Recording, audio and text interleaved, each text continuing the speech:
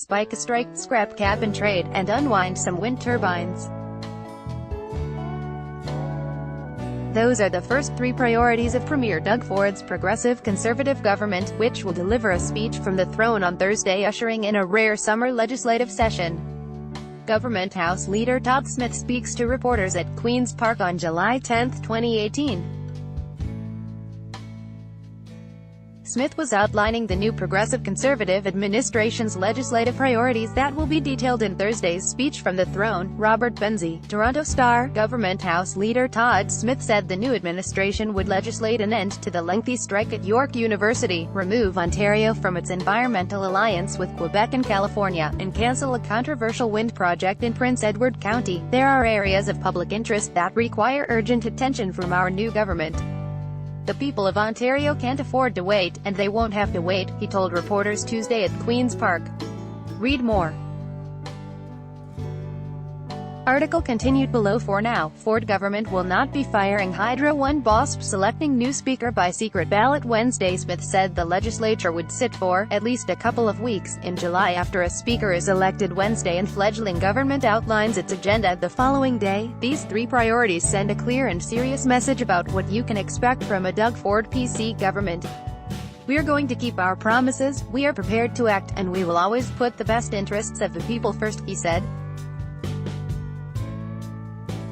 The strike by contract professors and teaching assistants at York began in early March, and the previous Liberal government's attempt to legislate them back to work failed when introduced just before the June 7 election campaign began, with Andrea Horwath's New Democrats strongly opposed. Our students are not bargaining chips. Their futures should not be held for ransom, said Smith, whose Bay of Quinte riding includes the White Pines industrial wind turbine project on the pristine Lake Ontario shoreline of Prince Edward County, south of Belleville. Long a rallying point for local environmental activists concerned about little brown bat and Blanding's turtle populations, the project got the go-ahead from Ontario's independent electricity system operator just days into the campaign.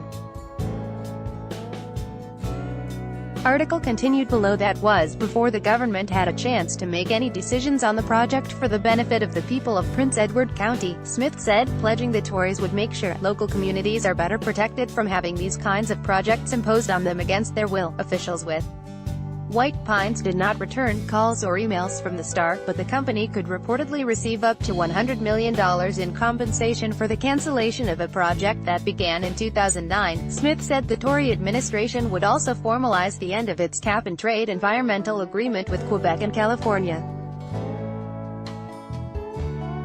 Under cap-and-trade, businesses have greenhouse gas emission limits, or caps, and those who pollute less can sell, or trade, credits for these, creating an economic incentive to curb emissions. So far, Ontario corporations have spent $2.9 billion on credits, and it is unclear whether the Conservative government will have to compensate them for those. That's an issue we are dealing with at the cabinet table right now, said Smith, adding the price tag for eliminating cap-and-trade has not yet been calculated. Further complicating matters is that the system generates about $1.9 billion annually for the province, which uses the proceeds to fund public transit, pay to retrofit inefficient schools, public buildings and private homes, and subsidize electric cars. Of course, there was the $14,000 rebate program for millionaires who were going to get that rebate to buy a Tesla or an electric vehicle. Those are the types of programs that were killed as a result of the cap-and-trade program, said Smith. Exiting cap-and-trade will force Queen's Park into Prime Minister Justin Trudeau's federal carbon pricing scheme, from which Ontario had been exempted because it had its own climate plan. Ford has earmarked $30 million for a planned court battle opposing the federal measure. New Democrat MPP Peter Torbun said ending cap-and-trade signals the Tory government doesn't care about climate change. The new administration doesn't care about investing in Ontario, dealing with our energy needs and dealing with the needs in our schools, said Torbun, referring to the elimination of a $100 million school repair fund. We don't want cap-and-trade closed. Robert Benzie is the Star's Queen's Park bureau chief and a reporter covering Ontario politics. Follow him on Twitter, @RobertBenzie. Rob Ferguson is a Toronto-based reporter covering Ontario politics. Follow him on Twitter, @RobFerguson1.